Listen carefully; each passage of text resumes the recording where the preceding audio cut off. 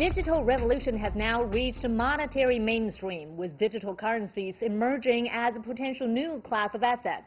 Bitcoin was the world's first digital currency in 2008, and today 80% of the world's central banks are looking at the future of central bank digital currencies. China is at the forefront and is expected to launch the world's first. The digital currency electronic payment has been subjected to one of the largest real-world trials in several Chinese cities over the past few months. So, what's the appeal of digital currency? How does it differ from the traditional kind? And what impact will digital currency have on the world economy and people's everyday lives? To discuss these issues and more, I'm pleased to be joined by Qu Qiang, Assistant Director of the International Monetary Institute at Renmin University of China, and Dr. Patrick McCrory, in-house professor at Infura. Well, that's our topic. This is Dialogue. I'm Wang Mengmang.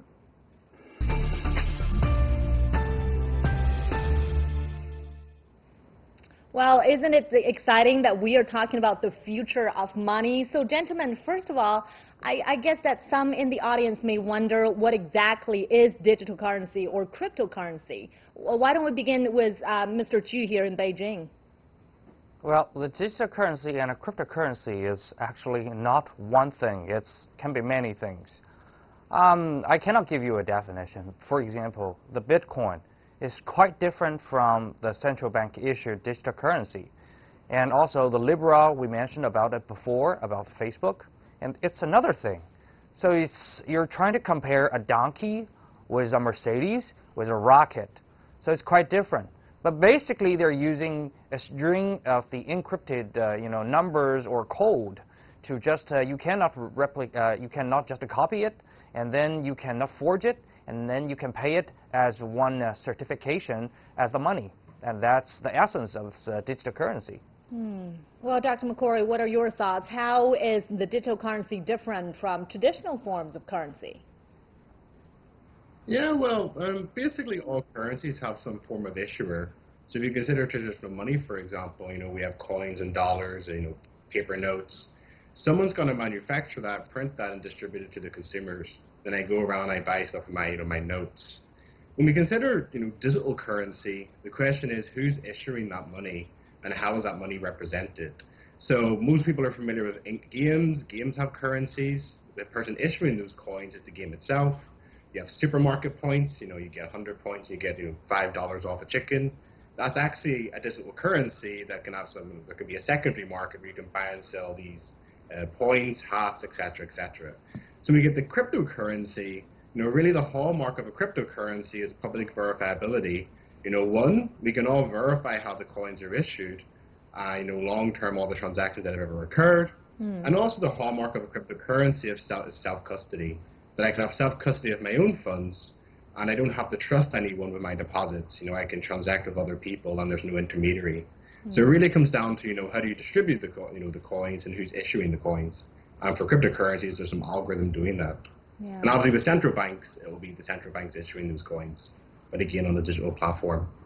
And really, the COVID has pretty much changed everything, and this really accelerated the process, this shift away from the use of physical cash. And of course, this rise of digital payments due to COVID made many big investors to rethink about their policies on a cryptocurrency. For example, PayPal has allowed its customers to buy and sell Bitcoin and other virtual currencies using their PayPal accounts, and there's many more businesses that follow that. So what is driving this change, Mr. Chu?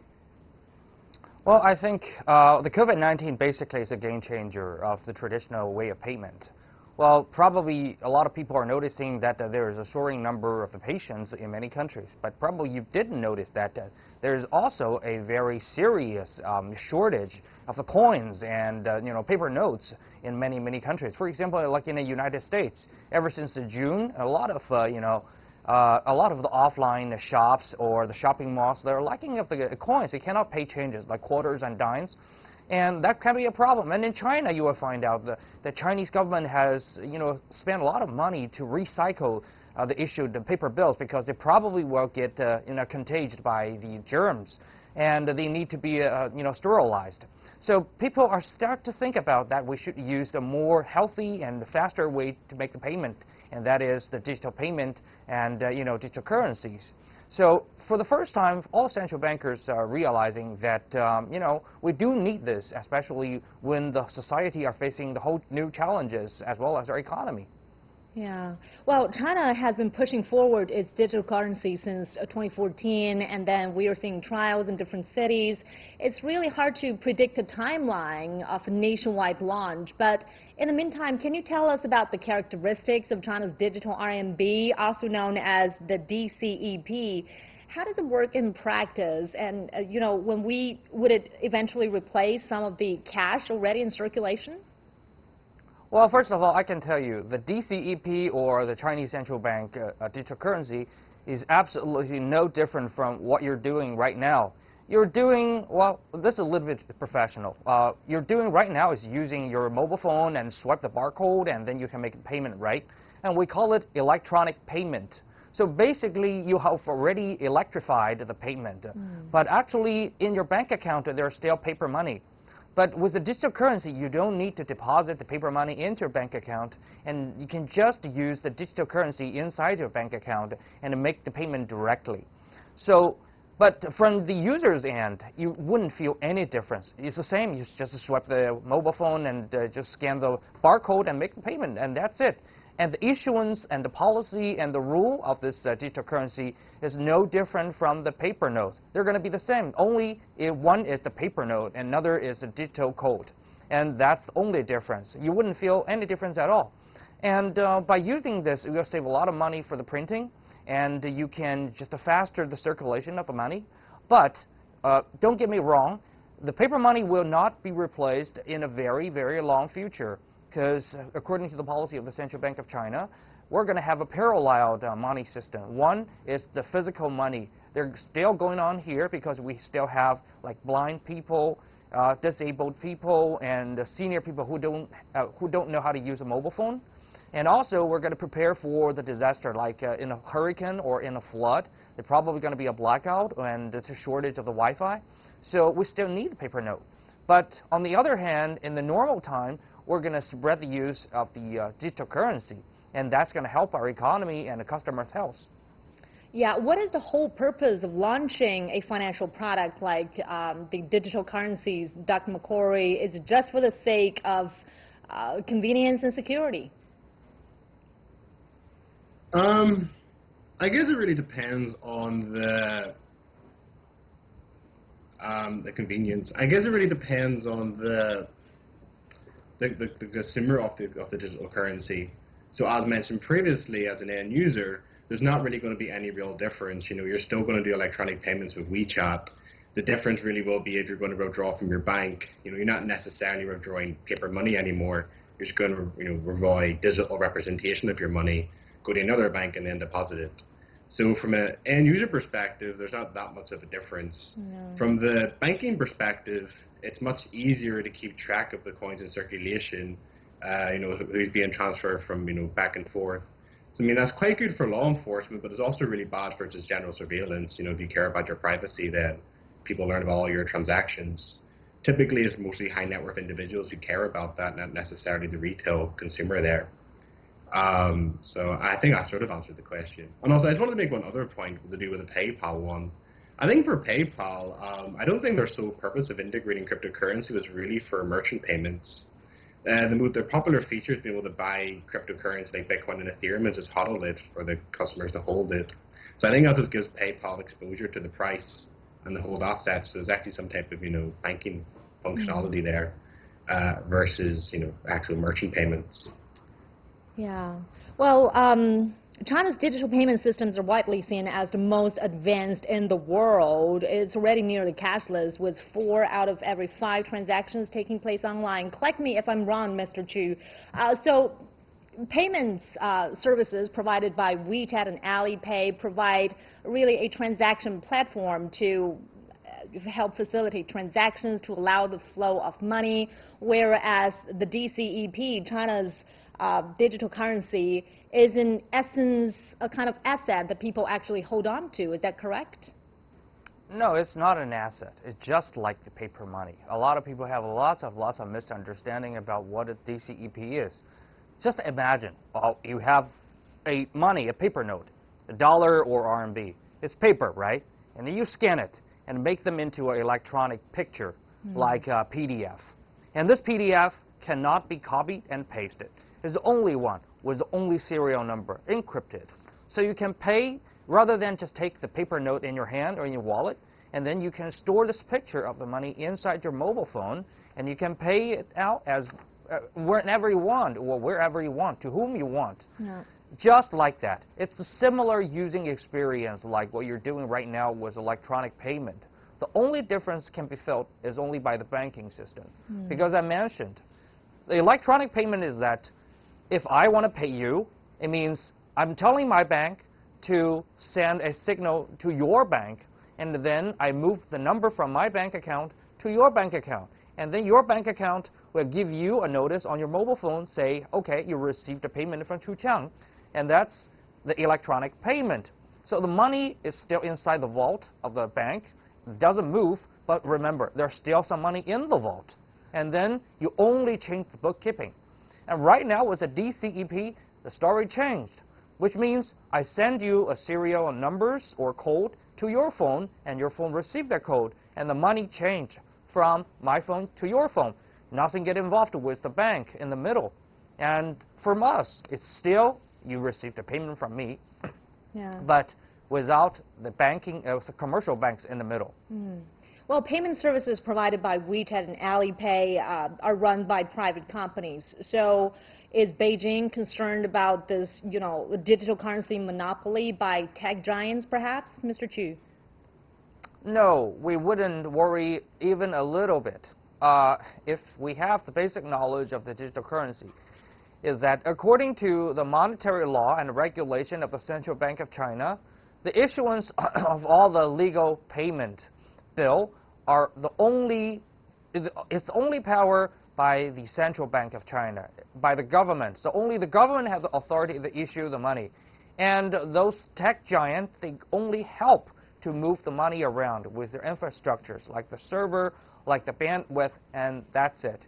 And in the future, when the digital currency has been formalized and been used in our economy, so the infrastructure will be mostly provided by the central bank and its affiliated organizations like China Unipay.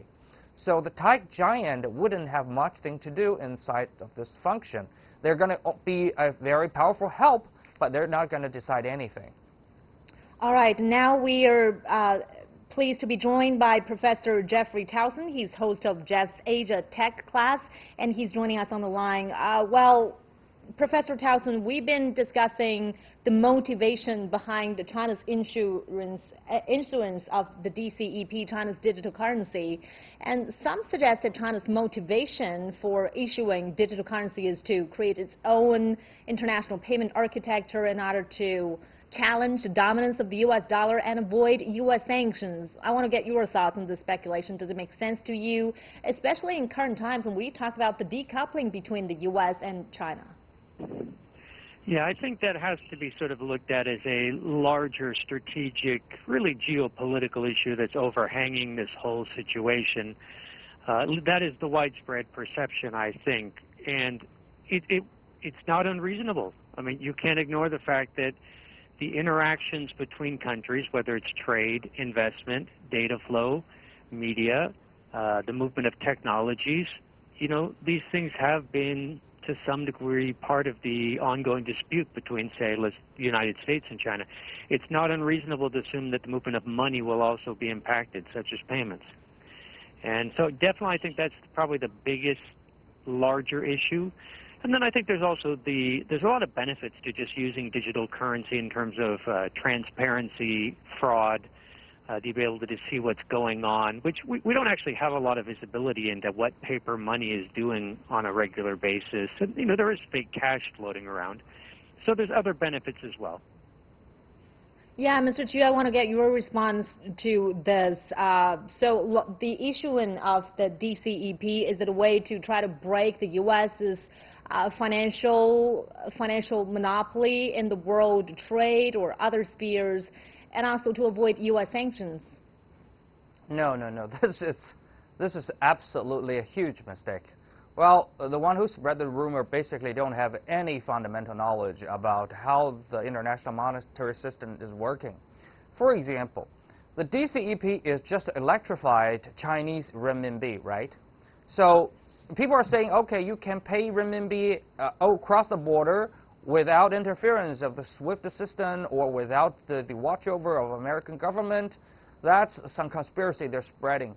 But actually, that is totally wrong, because China has already got the system like 20 years ago, which we can send the RMB outside or inside the border of China freely. The system is called the CIPS system, which means if you have a terminal in China and if you got a terminal in the US, and if you use the CIPS system, you can send renminbi to each other's bank account freely as whatever you want.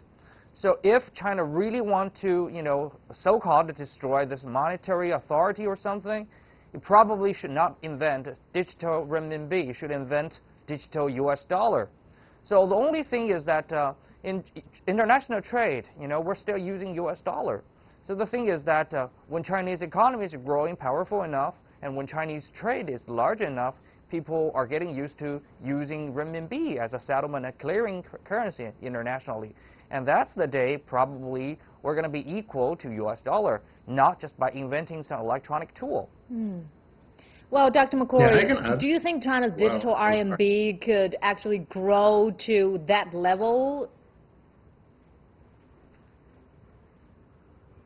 A level where it will be capable to, break the U.S.'s monopoly?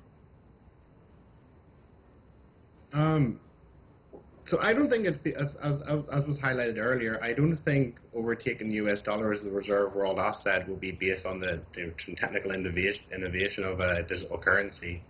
It's really perceived on how you perceive the value of that cryptocurrency, and that's really, as was mentioned, basically the size of an economy and the trade and the requirement to use that currency. So that's really going to be down to the economy of China and their monetary policy and whether people will trust that currency and hold it as a reserve. That's why people like Bitcoin as a reserve currency. The idea of it because it's independent, but the value is based on an algorithm and not a country. And another concern surrounding China's digital currency is the issue of user privacy. As policy, China's digital currency will adopt the principle of controllable autonomy, not anonymity, and that means when trading with the DCEP, both parties can be anonymous to protect their public's privacy. But when it comes to, let's say, fighting corruption, money laundering, tax evasion, and terrorist financing, the state bank can still record and trace any information that's going on. They will know exactly who is spending what amount of money on what. So, Professor Towson, are you concerned that the potential to track payments could deter other countries and perhaps international players from jumping on board? Well, there's always a trade-off between security and privacy, and we see that in a lot of spheres of life because the digital tools we have are getting better and better. The security cameras on the street kind of take our privacy, but you don't get robbed. There's always that kind of trade-off. And definitely if you have a larger degree of transparency into how people are spending money, which a government-backed system would have, there's going to be trade-offs. And I think we'll see every country politically and really culturally kind of decide those trade-offs for themselves. And you really see countries fall in different answers to that question. So yeah, it will be more similar to, there'll probably be some degree of monetary transactions that are going to be private and some that are going to be more visible to authorities directly. Yeah, Mr. Xu, some critics worry that the surveillance power of the Chinese authorities will be expanded as a result. Your thoughts on this? No. Well, what I want to say is that nothing's going to change. Well, first of all, right now, the cash and the use of cash has already got a very, very limited proportion in basically all the developed economy, like in the US, like in China, Japan, European Union. So only very, very few proportion of our economy has been supported by the physical cash. Most of us have already, like 90% of our daily spending has been covered by electronic payment, mobile phone payment, Visa card. the government has already got every trail of our payments in all the other countries we're talking about. And with electronic payment, for example, with WeChat Pay, they will know what you're paying to and paying for what. And in the USA, once you swipe a Visa card, the government immediately know who are you going to make the payment to and where are you making the payment. And letting alone co-workers just mentioned about we have the straight CCTV camera and everything. So the privacy is not an issue about digital currency. It's the general issue of our today's whole society internationally. And second of all, according to the policy of Central Bank of China, the digital currency enjoys the full anonymity. And we're calling it, it's anonymous in the front end and it's, with the ID in the back end, which means nobody can see who you're paying to and paid how much and when and where. Nobody can check that unless you got a subpoena or you got a search warrant by the police and probably you're in a suspected crime, and they have the authority to check this record of payment and no one else can. So I'm not worrying about the privacy issue that much. If nothing will change by the launch of China's digital currency, what is the motivation behind this move? Well, this move, as I mentioned, is actually very clear. For example, for the first time, the central bank will actually know the M0's movement. We've been talking about the speed and circulation of the money for hundreds of years. The economists are trying to figure that out, but nobody can observe that. And for the first time, central bank can make more effective policies of the money. And second of all, like you mentioned, money laundering, underground economy finally got a way to be exposed. And also, thirdly, the health issues, like we mentioned about that before, the COVID-19 and the contagious risks of using the physical money, and now we can solve it. And letting alone probably the professional bankers will understand it will take a lot of money to recycle the physical bills, clean it or destroy it, and issue the new one. They cost a lot of taxpayers' money, and with the digital currency, all this issue can be solved. Well, China is not alone in this. Some other countries have issued their own legal digital currencies or are considering introducing them. Why do you think central banks are becoming increasingly interested in launching such a financial product? Let's get your thoughts on this, Professor Towson. Yeah, I mean, the central banks have always been, in charge of the currency, which is why something like, Facebook's Libra got such a lack of interest from the governments of the world. They didn't necessarily like the idea of a private company having its own sort of quasi-currency, even if you sort of called it a basket or something like that. No, the governments have always been in charge of this, and the trust that follows money is largely derived from the government more than technology or anything else. Who stands behind this money? So, the movement from paper to electronic money to digital money, I don't think it's a major change from the government perspective and how we view it. The mechanisms of how it moves around the country may change. The visibility, the transparency may change. But it's not a major change to the system, say, like cryptocurrency or a Bitcoin, which is, not under that type of authority. Now, compared with other currencies, what are the advantages for China's development and implementation of digital currency, Professor Towson? Well, there has been this long-standing discussion about the internationalization of the renminbi. It's been going on for quite a while. It's sort of moved forward to some degree, being added to the basket of currencies and things like that, with the percentage somewhat moving up. So this is, I guess, under that story overall, it's how international is the renminbi going to be eventually. And I don't think it's going to be a monopoly one way or the other. I think it's going to be more options for everybody is generally a good thing. More trusted currencies in circulation is generally a good thing. But, there always this question of, is it ever going to become widely used in certain parts of the world? Yeah, that remains. It might. Yeah, that remains to be seen. Go ahead. Yeah, and I think we are certainly seeing the Belt and Road Initiative, parts of Southeast Asia. We're definitely seeing areas where this makes a lot of sense. Do I think it's going to be widely used within the United States anytime soon? No, but that's okay. It will grow in its own way. Yeah, you mentioned the Belt and Road Initiative. Could the Belt and Road countries be an important breakthrough direction for China's digital currency to go global? Yeah, I think you can almost look at WeChat and Alipay as sort of nice proxies for where, this kind of makes sense. We see a lot of Alipay and WeChat in Southeast Asia started with tourists and is increasingly becoming business to business. So we could see it move along that axis. We could see it definitely move along the Belt and Road axis, where you just naturally are dealing with Chinese companies, Chinese citizens, people doing business cross-border. It makes a lot of sense to start talking in terms of renminbi. So that's definitely on sort of the short list of places I would watch for. Yeah. Well, countries and central banks around the world are weighing introducing their digital currencies. So, Dr. McCrory, how do you see the current digital currency competition, and what are the keys to winning that competition? Do you see there could be one single winner in this game? I don't think there's going to be one single winner, because basically every currency lets you hedge against another currency. If you even consider this year, the US dollar is down 8% against the euro, and basically people will buy euro to hedge against the dollar. So I don't think it will be a one winner wins all sort of game. And the technology itself will have to adapt to the use cases. So for example, if we consider Bitcoin, for example, it supports like 7 transactions per second. It's very slow, but it's global, it's permissionless, open, and it's really there to the end goal of Bitcoin would be to become this, world reserve currency, and there's now a lot of, large asset managers that are open to that idea.